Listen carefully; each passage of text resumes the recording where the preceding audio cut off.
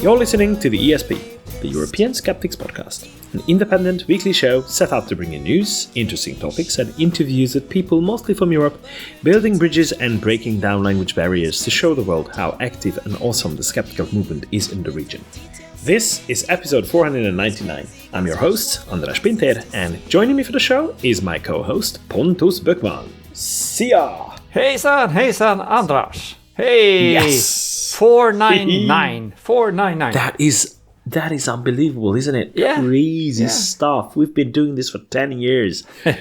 And the reason why we haven't caught up, so it's not coming up to 520 yet, is because at the beginning we did it on a bi-weekly basis. Yeah, it was every other week, yeah.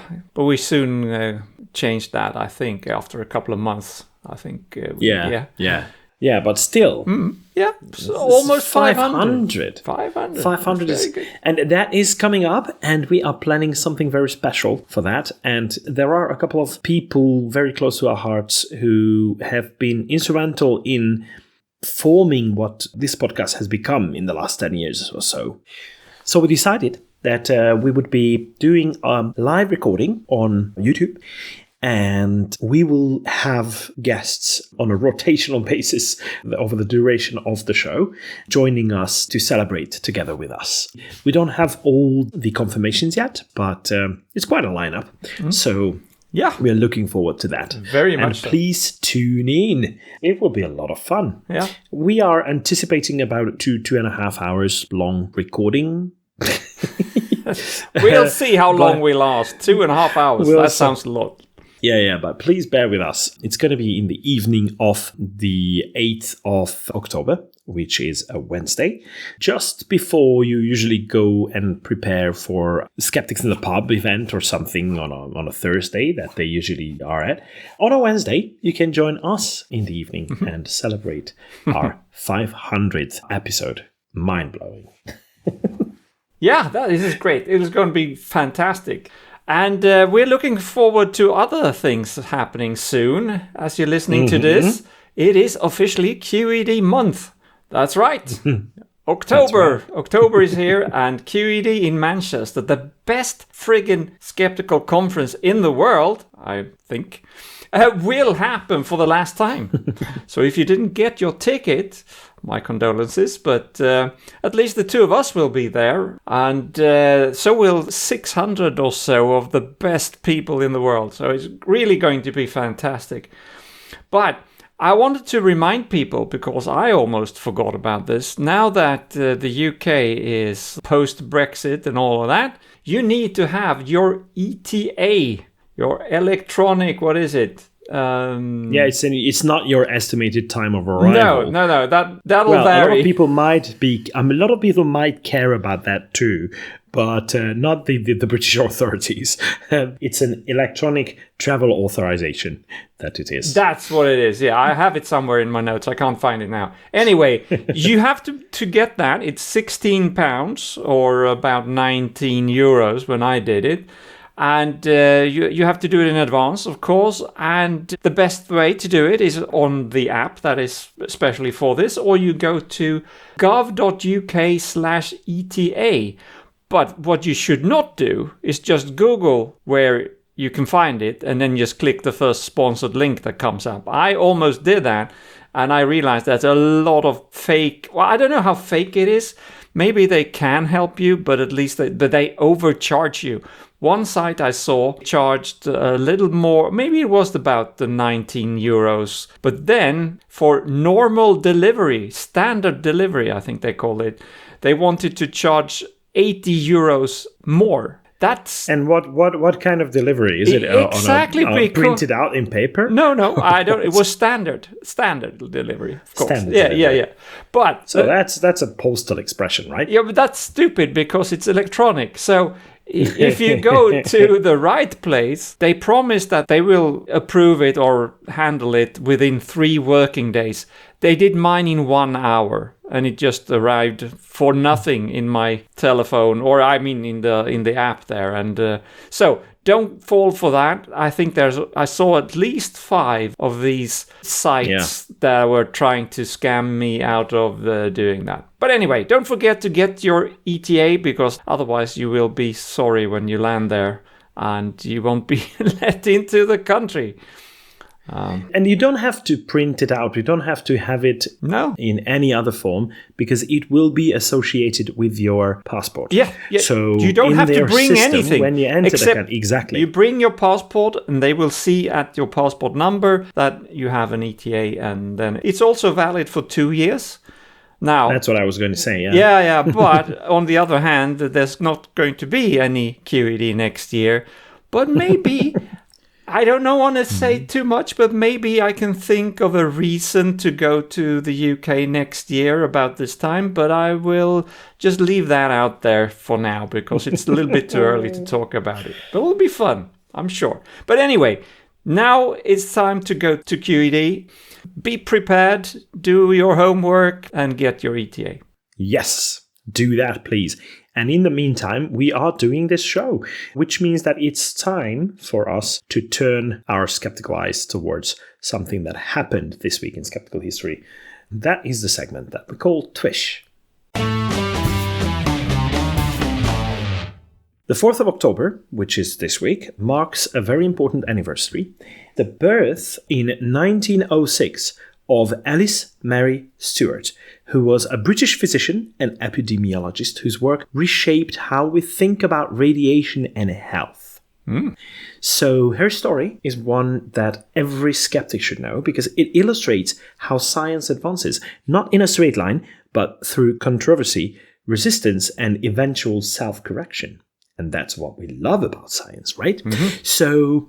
well, not the resistance, and well, that's just what it is like, because it's done by people, and people are innately conservative. That is where the resistance comes from. But what did she do, actually? In the early 1950s, Alice Mary Stewart started launching what became known as the Oxford Survey of Childhood Cancers. She wanted to understand why cases of leukemia in children were on the rise, because they seemed to be. Her team compared children who had died of cancer with healthy controls, good start, and asked mothers about their medical histories, including whether they had undergone obstetric X-rays during pregnancy. Ooh. The results were striking. Aye. Because it looked like even a single X-ray of the mother's pelvis doubled the child's risk of developing cancer. And Stewart published these findings in The Lancet in 1956 and in the British Medical Journal 2 years later. But at first, the medical establishment really pushed back. Critics claimed the results could be explained by recall bias, that grieving mothers might be more likely to remember having been X-rayed. Others argued that the study design wasn't strong enough, or that small sample sizes made the results unreliable, which are, I have to say, completely valid arguments when it comes to something that is so devastatingly, well, grim. I mean, that is very sad when you see that happening. So at first, the pushback is understandable. We want to be sure that the data that we see is exactly what the reality is. But thankfully, science is a process of checking and rechecking. So soon, larger studies followed. In 1962, Brian McMahon in the United States looked at hospital records, avoiding the problem of memory entirely, because obviously it was not analyzed in retrospect. It was, but it was the records kept without the inherent biases that could come with the psychological issues with losing a child. And McMahon's data covered many maternity hospitals, and he too found a significant increase, around 40%, in cancer risk for children exposed in the womb to X-rays. Later research with twins confirmed that effect. So, despite mounting evidence, it took many years for medical practice to change. Pelvic X-rays in pregnancy remained common well into the 1960s, partly because ultrasound had not yet become standard. and partly because professional bodies were slow to admit that the long-standing practice might be unsafe. This delay cost lives. I'm sure it did. I'm getting worried for me now. I was born in 1964. I don't know. Maybe I was Ask X-rayed. your mother if she had a pelvic X-ray during her pregnancy. She may not remember. You know, it's a long time ago, and you have to look at the records. And you don't ask the mother because it's a long time ago, and she may misremember. Yeah, she won't remember because you didn't die. There was only a 40% chance, wasn't it? But, this is shocking to me. I didn't know this. I didn't know that we did that so late in history. I thought we realized, well, if nothing else, by the Second World War with Hiroshima, Nagasaki, and things, the dangers with radiation. Well, it's easy to say they should have, but I wasn't aware that it took so long. Yeah, I think it's X-rays that were not taken seriously enough when it comes to radiation. Yeah. Because other kinds of radiation have been already known to cause issues. That's right. But yeah. Yeah, and we still use X-rays today, of course. Yeah, of course. You just have to be careful and... Yeah. First of all, we are very carefully covering the non-essential parts that are not to be X-rayed. And the other thing is that the dose can be managed according to the needs of the picture that you want to take. So it's a relatively low-risk procedure now. Yeah, but you still wouldn't... It's not always been like that. Yeah, but you still wouldn't X-ray a pregnant woman today. Probably not. Oh. Yes, that's correct. Well, maybe her foot. Yeah, so it's really a sobering example of how evidence can clash with habit, authority, and vested interests, because we can be really trapped inside our own old habits, and that is very sad, but it's still what it is.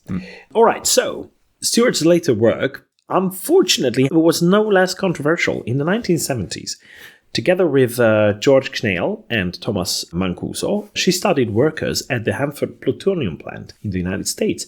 What she found suggested that cancer rates among nuclear workers were far higher than official safety standards predicted.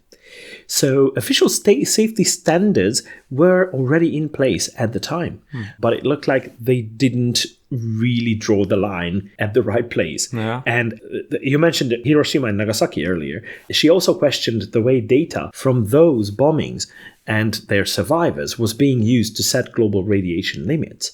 And she pointed out that potential biases could have been at place in who survived long enough to be studied. So that's an interesting aspect of this as well, I think. And these claims challenged not just scientific orthodoxy, but also powerful industries and government agencies, because Stewart was accused of scaremongering. Sound familiar? I mean, this is important to discuss because we have a tendency to do the same thing when people raise important red flags about procedures. And we are also all prone to that kind of conservatism about new things that are brought up. Think of pesticides, for example. A lot of people are dismissing that they are an issue. And yet, ecologically, for example, they are very important to take a close look at. So what happened was, because of her being accused of scaremongering, funding for her research dried up after a while. But she remained undeterred, insisting that the precautionary principle mattered most when vulnerable populations, especially children, were at stake.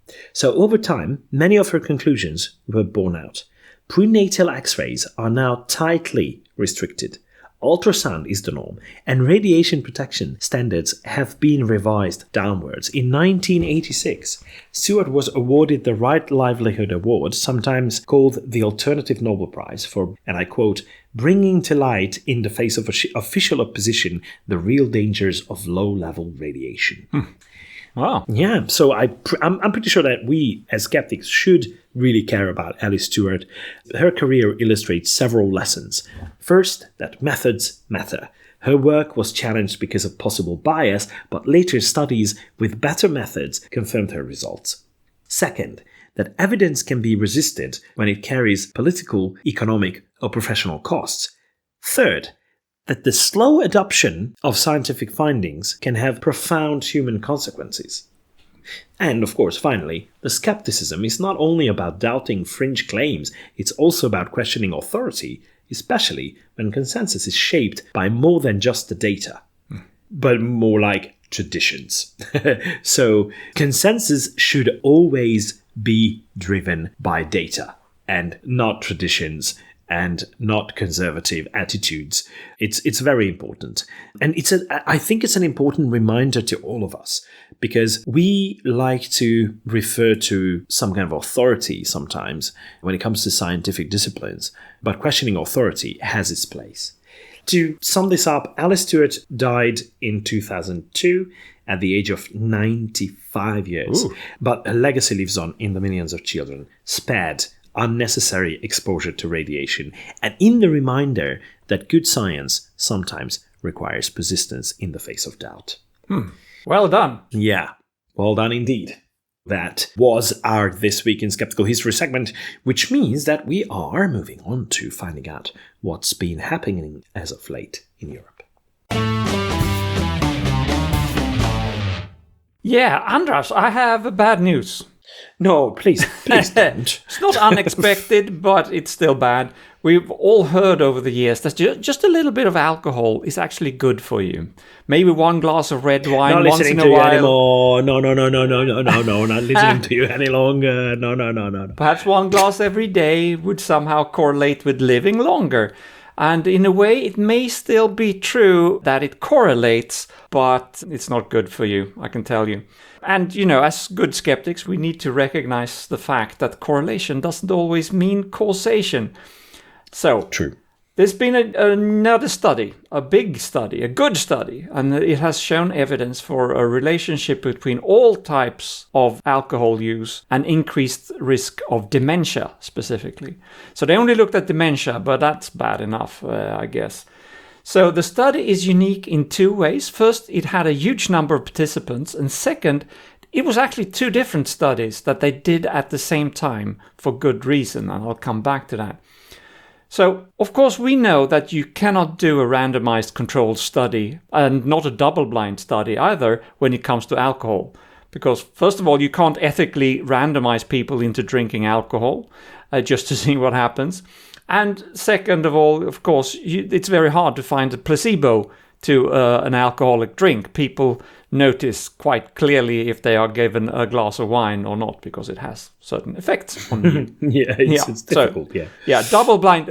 Blind, if you drink the wrong kind of alcohol, you may go blind, but that's not the kind of blindness we're talking about here. Anyway, so because of this, almost all studies into the risks with alcohol are observational studies, where you ask people, how much alcohol do you drink, or have you drunk in the past?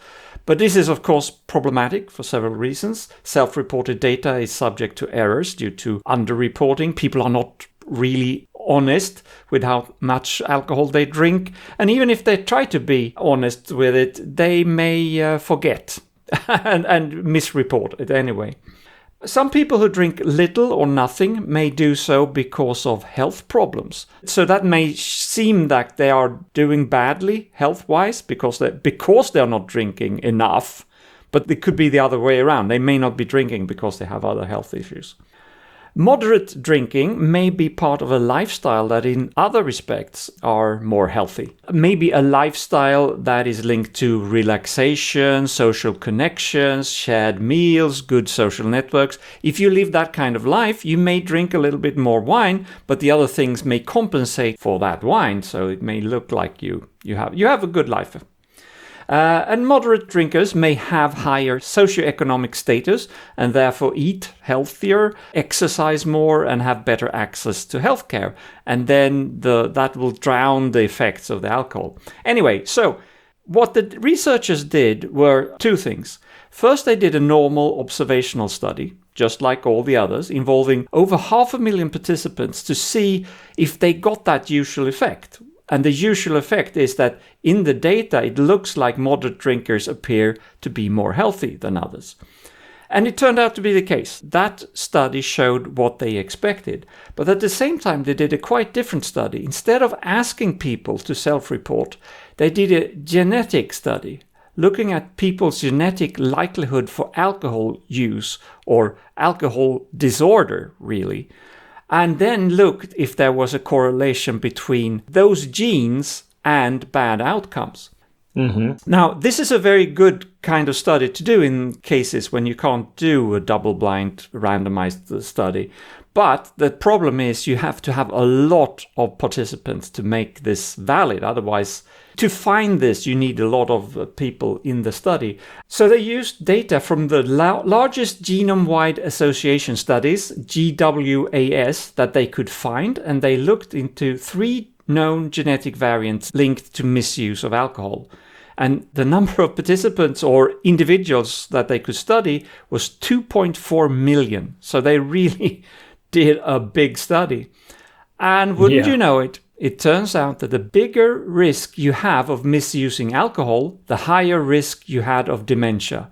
And the correlation was quite linear. So there was no dip in the middle where the moderate drinkers could have a benefit. It was clearly that. So the conclusion is that alcohol is bad for you, at least when it comes to dementia. And the more alcohol you consume, the likelier it is that you develop dementia. So, of course, this doesn't say anything about other conditions like cancer or liver problems or other effects of alcohol. But, I mean, dementia is bad enough as an outcome.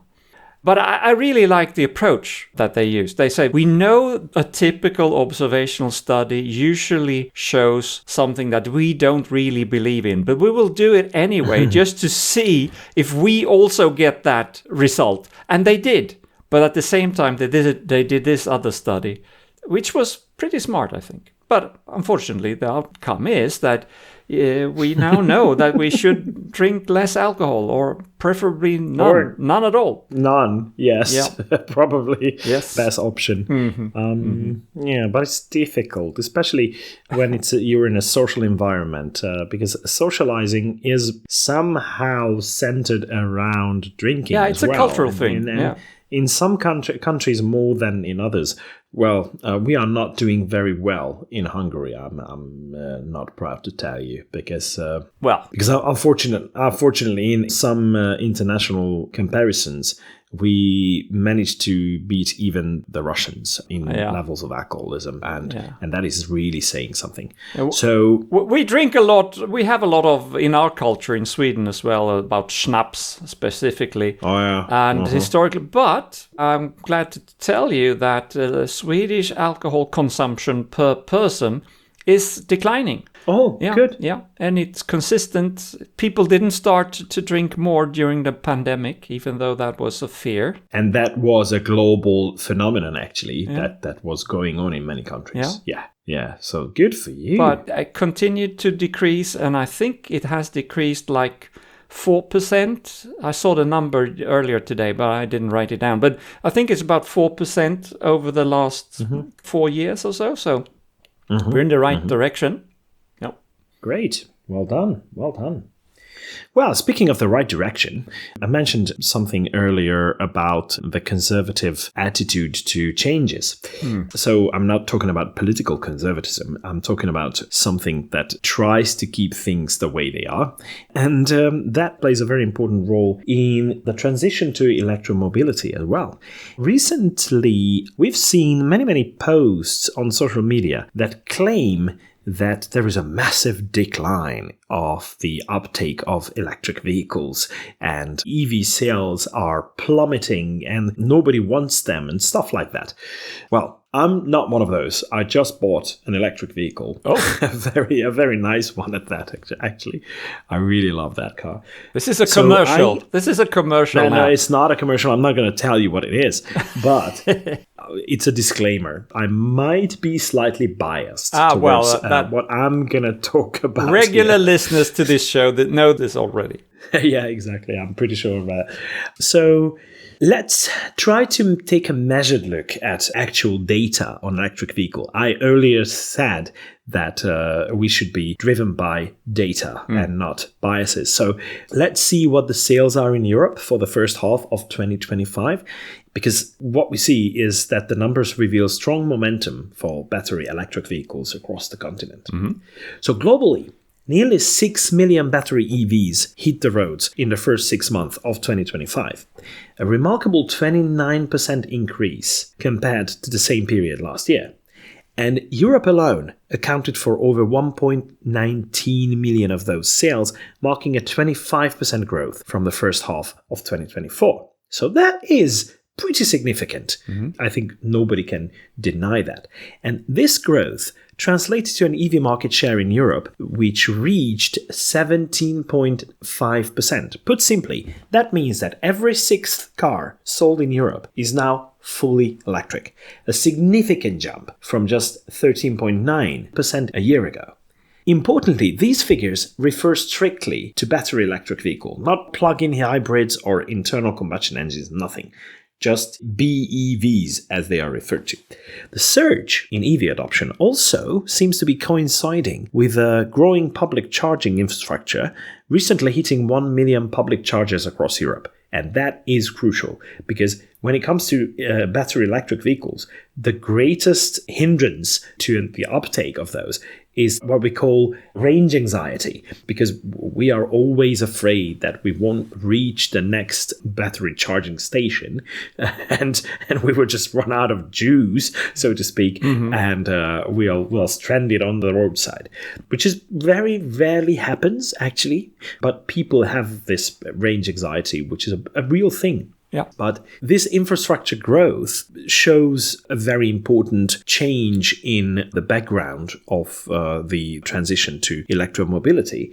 And it is essential to support the increasing number of EVs on the roads. So let's break down where the sales growth is strongest. So this is where we are comparing different countries across Europe. The three largest EV markets in Europe are Germany, the UK, and France. Well, that's the European Union, because when it comes to Norway, I was just wondering. Nobody beats them. No, but we I are was talking expecting about, Norway to be there, but yes, we are talking about the European Union. However, the UK is not in the European Union, so I think Norway is not in the comparison, because it still remains the world leader with nearly 94% of new cars being fully electric. It's unbelievable. It's absolutely mind-blowing. So apart from Norway, the three largest markets are Germany, the UK, and France. So Germany leads with nearly 249,000 EVs sold in the first half of 2025, showing a 35% year-on-year increase and reaching a 17.7 EV market share. So after a dip in 2024 due to the sudden removal of government incentives, which are very important when it comes to this transition, however, I have to admit that Norway does very well without most of those government incentives. Yeah. But Norway is a different world. Let's just admit that. But everyone expected the whole market in Germany to collapse completely. But no, it seems to have rebounded very strongly. Close behind, the UK sold around 225,000 of them, a pretty large market share as of now. More than 1/5 of the market is now based on electric vehicles. France's case is more complex, because the country saw a 6.4% decline in EV sales volume, but a slight rise in market share compared to the European average. The uncertainty around ecological bonuses and leasing schemes partly explains this slowdown, because they had some very important, very strange kinds of, especially Renault, had some very strange schemes of leasing the battery instead of it being completely part of the actual vehicle and being sold along with it. So you could have ended up, especially a couple of years ago, with a car that you bought, but not owning the battery. So it's very weird. Yeah. So they had to sort this out in order for this to work. And when it comes to these giants, several other European countries are leading in EV market share. I mentioned Norway, but Denmark follows closely, where nearly 2 out of every 3 cars sold are electric, with the largest jump in market share across Europe this year. So the first part of what I said, the largest EV markets were Germany, the UK, and France. Obviously, because they are just massive markets. Norway and Denmark, they are not. As a proportion of the market, they are very, very significant, but not the overall market size. Okay, so northern countries like Sweden, Finland, and the Netherlands have over 30% EV market shares. That's very good too. And that dispels the myth that EVs don't work well in colder climates. That's one of the skeptical aspects, because people claim that all the time. But look at Norway. Most of that country has cold. very severe winters. And you have to drive in winters too. So it's not like in winters everyone stops. Nobody does. It's just, some people think twice before they jump into the car, but that's not the majority. And Belgium has made rapid advances as well. But, and I was recently there, and I'm really happy about this, because on the growth front, Iceland's EV market is absolutely booming with a staggering 139% year-over-year increase in sales.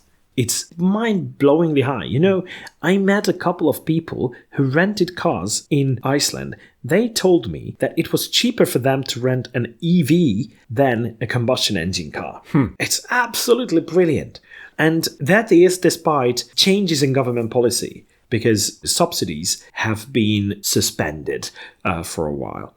It's interesting how some of the countries are really adopting very fast. Some other countries are not doing very well. So challenges remain. Some countries like Romania, Malta, Estonia, and Croatia experience declines in sales, often due to policy shifts or subsidy suspensions, as we saw in other countries. But the new subsidy programs and infrastructure investments are also underway in some of these markets. So the next couple of months or even years could show a massive difference. But in summary, after what many consider a flat year in 2024, EV sales in Europe are surging again in 2025. So growth is uneven but robust across the continent. That demonstrates that an electric future for cars is not just a possibility, but increasingly the actual reality.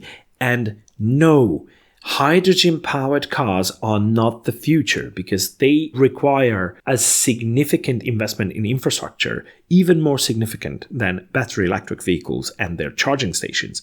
And it's not very safe. It's not energy-wise very effective. So please don't push for hydrogen-powered cars. It's just ridiculous. But I think we've reached a point, and you can see it. I can feel it, in the culture, that buying a new car, then you buy an electric car, if you can afford it, of course. But it is not a question of money either, except that you have to put up with a little bit more money up front. But if you take the lifespan of the vehicle, it is financially or economically better.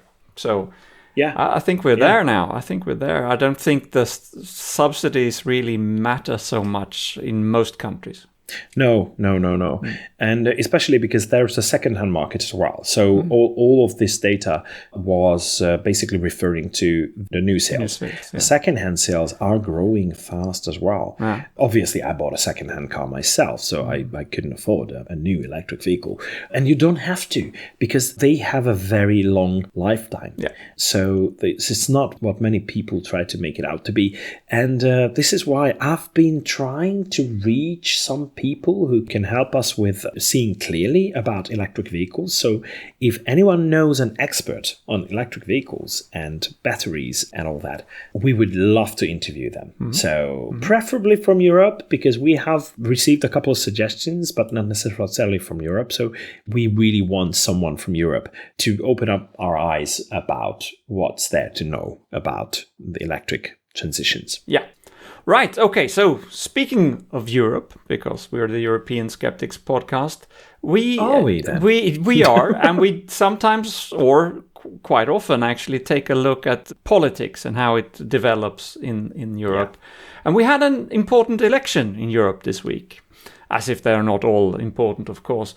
Moldova, which for us who are geographically challenged, lies between Ukraine and Romania.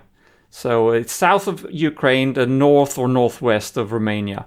And of course, the proximity to Ukraine makes it very hot and vulnerable for Russian manipulation. Igor Dodon is the name of the leader of the pro-Russian so-called Patriotic Bloc. He announced himself the winner even before the polls had closed, but that was not true. His bloc got just below 25% of the votes. And surprisingly, the ruling Action and Solidarity Party secured over 50% of the votes.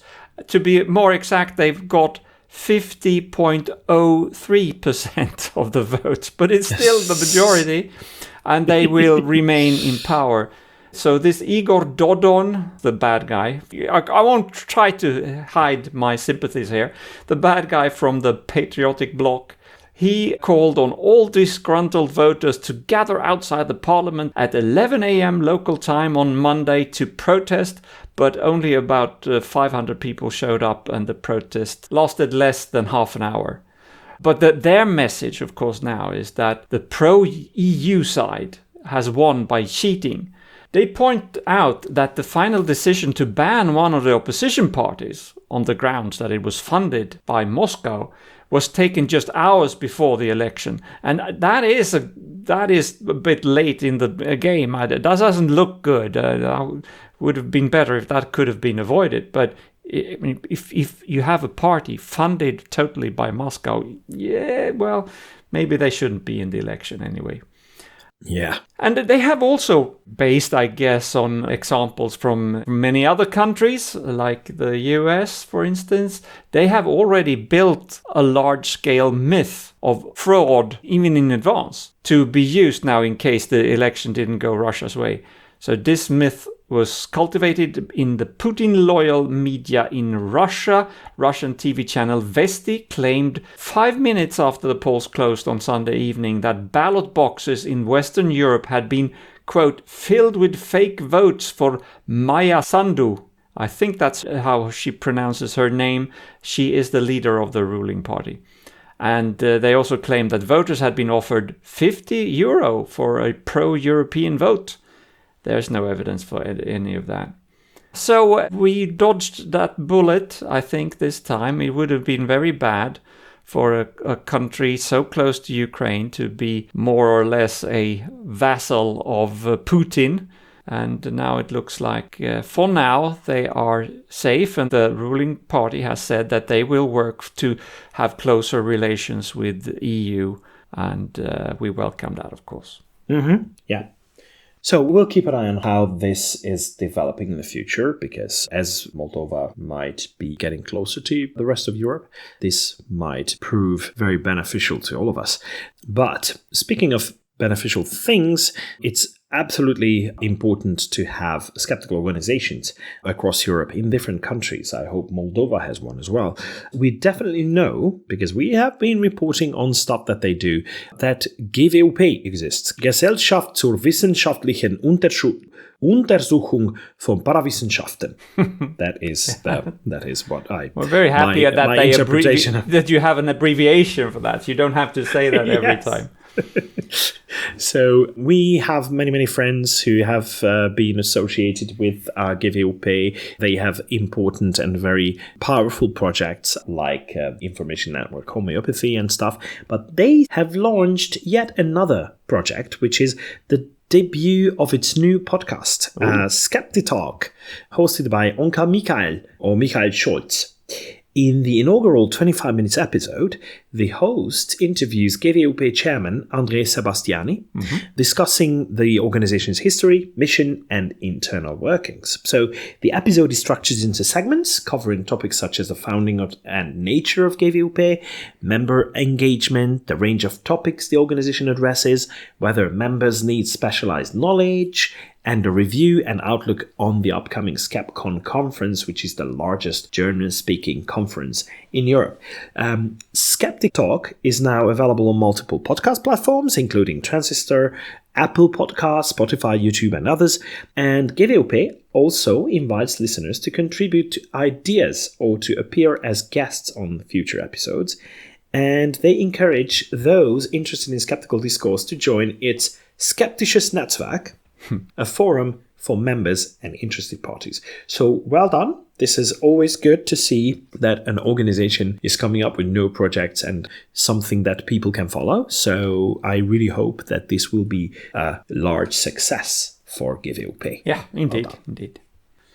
All right, let me bring you back a little bit to Russia, Ukraine, a little bit anyway. The invasion by Russia into Ukraine has brought a lot of changes, of course, in all kinds of ways. But one thing is that drones are now a very important part of warfare, which wasn't the case before. And it's a new thing to be afraid of, and people are very aware of this. And this stretches outside of Ukraine, of course. Denmark have seen several instances of drones disturbing both airports and military facilities. Drones have shown up out of nowhere and forced authorities to close down aviation with quite big consequences. On Monday evening, September 22nd, Copenhagen Kastrup Airport was closed for several hours after reports of 2 to 3 large unidentified drones flying in its airspace. The airspace shutdown lasted 4 hours, and during that time, all takeoff and landing was suspended. 20,000 passengers were affected, with cancelled flights, diversion of flights to other airports, and general delays. So the question is, what are these drones and who are doing this? Danish police describe the operator of these drones as quote-unquote capable. So that's not highest mark, it's capable, they can do it. Well, they can fly. They can fly, and they have skills and tools to carry out such a maneuver, they say. Okay, that doesn't help us very much. But they say that they see this behavior more as demonstrating capability rather than necessarily intending harm. Some quotes suggest the goal might have been to, quote-unquote, show off or test reaction rather than probably not a direct attack. Not at the moment, anyway. So far, no definitive attribution of who's behind the drones. Russia has not been confirmed, though some Danish officials say they can't rule that out. Of course, they have to be careful when they speak about this. But it can be somebody else, of course. Shooting down the drones was considered, but rejected due to the risk. Of course, obviously, there are aircraft people and fuel depots and whatnot near the airport, and you don't want to cause damage. Sweden has said that it will now send an anti-drone system to Denmark. I'm not exactly sure what an anti-drone system might be, but anyway, it's important to ensure that the drones in question are taken care of, but also that they are actually drones. And here it's where it becomes a little bit interesting, especially from a skeptical point of view. If you want to get rid of this threat, you need to know what they actually are. There's a professor in systems science for defense and security at the Swedish Defense University, and he is called Hans Livong, and he was cited in Swedish media saying that they may not be drones at all, or at least not all of them. And that ties very neatly in with a conversation I had with a person at the book fair. I haven't mentioned book fair now, but I was at the book fair last weekend, and I talked to a guy called Claes Svan. I haven't mentioned him before because he was given the award, the Enlightener of the Year for 2024 from us in the Swedish Skeptics. He is by far the most renowned UFO expert in Sweden, and he's one of the best ones in the world, I guess. He's he knows what he's talking about, and he is skeptical. He has been looking into this for 40 years, and as far as we can see, he has never crossed the line to speculation or stuff. He always comes to the conclusion, well, no, that was not an alien either. So, okay. Yeah. Very interesting. But we didn't talk too much because the book fair was very busy and I had to run around a lot. But he pointed out that people see things in the sky all the time. And of course he should know, right? And when you can't explain what you see, you come up with something. Maybe you call it a UFO or perhaps a drone. So now that people are very aware of drones, which is a new thing, they may see them everywhere instead of seeing UFOs. But just because you can't see what it is, that doesn't, of course, mean that it is a drone or a UFO. So, I don't know, that's interesting. I'm not trying to say here that there haven't been any drones in Denmark. Of course, I think, on the contrary, I think that's very plausible, at least some of them. But a lot of the sightings that have been reported may just as well be natural phenomena like stars or the moon or satellites, things that people normally would call a UFO, and we should keep that in mind. But we should keep them in mind that there is still a non-zero possibility that they are alien aircraft. Exactly. They are not drones at all. They are alien aircraft. Now we have solved it. No, I'm just saying that it doesn't have a zero possibility. Yeah. So it's still one of the possibilities. It is. Yeah. But we cannot know for sure. No. All right. Thank you very much. And that brings us to the end of the news round, which means that we are about to find out who's been really wrong lately in Europe. Yes. This will be in Europe, but it is American-inspired. Yeah, like a lot of things lately. Yeah. But the recipient is not an American. So, listeners to this show will know that I have no love for the Sweden Democrats, the populistic right-wing party in Sweden that evolved out of a neo-Nazi party in the 1990s. So, one reason not to like them. But it's not just a Nazi background, but also the stupid but dangerous populism itself that they promote. And sometimes they are like children, and in this case they are. They want to do exactly what Daddy does. And in this case, Daddy is Donald Trump. So no one has missed, I assume, the assassination of Charlie Kirk in the US and the reaction that got and the media exposure that got. And one of the many nonsensical things that Trump has said about this is that the shooter must have been supported by extreme leftists, and especially he said that these extreme leftists must be funded by George Soros. Because George Soros is the big, good old George. Bad guy that they always call for, a countryman of yours, of course, Andras.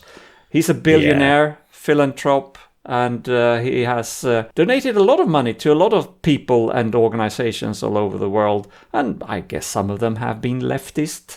And that, of course, makes him very unpopular with Trump and people on the right like that. So, because Trump said that, now one of the leading Sweden Democrats is demanding that George Soros is to be investigated for his possible involvement in the Charlie Kirk assassination. And the only reason he's doing that, and he says it openly, the reason for doing that is because Donald Trump says that Donald Trump thinks that there is a connection. So, of course, we should look into that from the Swedish side. What? Why? And he's saying that, of course, to appeal to his possible voters and to chime into the choir that always do exactly what Daddy Trump is doing. And I don't even have to make this up. Of course, this guy's name is Dick, right? Very fitting. So, Dick Erixon, an Erixon with an X for some reason, gets this week's award for being really wrong. Yet another well-deserved award. And shame on George Soros. For not funding enough of the left. For nothing. Yeah. Actually, yes. Not funding the right project sometimes. I think the left... It doesn't matter whether it's the left. Normalcy and decency should be promoted. And within that, we should have all the different political ideologies not only represented, but even supported by people. But being an idiot is not a political ideology. It's not a political leaning. It's not a political stance. It's just being an idiot, and it's just being ignorant and harmful to everyone, no matter what their political leaning is. So that is the most important thing about this. And that's how I find it almost impossible to talk about Trump without sounding biased. But it's just trying to make sense of the complete lack of decency and humanity in that person. So it's like... No, but you could forgive. Right. You could forgive a political person or political party for having ideas that you don't subscribe to, but Exactly. What's happening now, and has been for the last 5 to 10 years maybe, is that these are parties and people who obviously don't have any agenda, or they don't have any political conviction. They only have found that if you lie enough, you can get elected. So anyway, let's not rant. Look at how many wars he stopped between countries that don't even exist occasionally, and some countries that are from half a world apart from each other. Yeah, Albania and Azerbaijan, or what he called it, I don't remember. Albania and Azerbaijan, yeah. Cambodia was at war with Azerbaijan as well. Oh, really? So, as we've learned recently, yes. So, basic geography, that is important knowledge too. Never mind. Thank you very much for that, Pontus. Thanks a lot. And that means that we are about to conclude our 499th episode. Woo-hoo. And as usual, we will do that with a quote.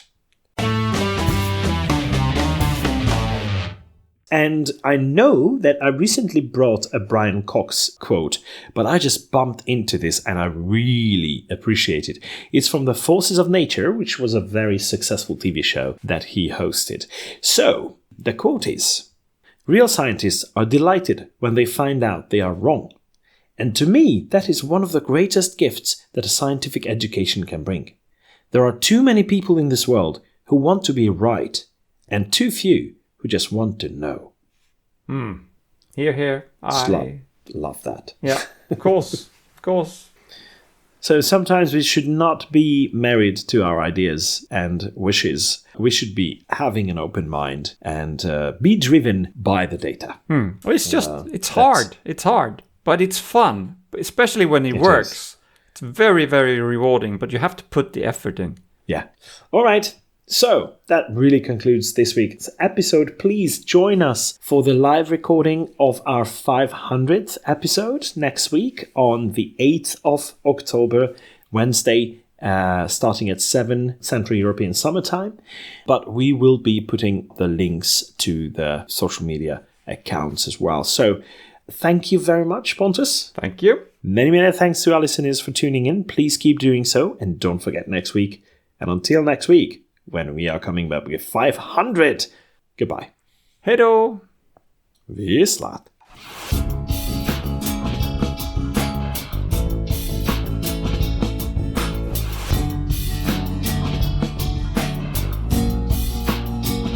This has been your ESP experience. The show is produced and recorded by TheESP.eu. Join us again next time, but until then, please send your feedback and comments to info@TheESP.eu. We would also love to hear your ideas and suggestions regarding topics, and if you have any skeptical news from any European country, we're always eager to hear about them. If you have an upcoming local event or an organization to promote, please don't hesitate to let us know, as we are more than happy to help. All music in the program was written and performed by Keisha J. Gray and George Robb and is used with their permission. Please check out our webpage for show notes and archive material at theesp.eu. Follow us on Blue Sky at theesp.bsky.social. Like us on Facebook or support our work on patreon.com/theesp. And don't forget to spread the word by sharing our content with others. I don't know how you can believe.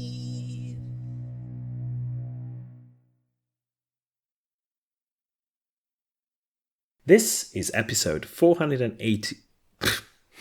This is episode 499. Oh, say it without laughing, please. Yes, I will. The long-standing practice might be unsafe. Sorry. The likelier it is that you develop dementia. Real scientists are delighted. Okay. Nah. No, I have. Helvete.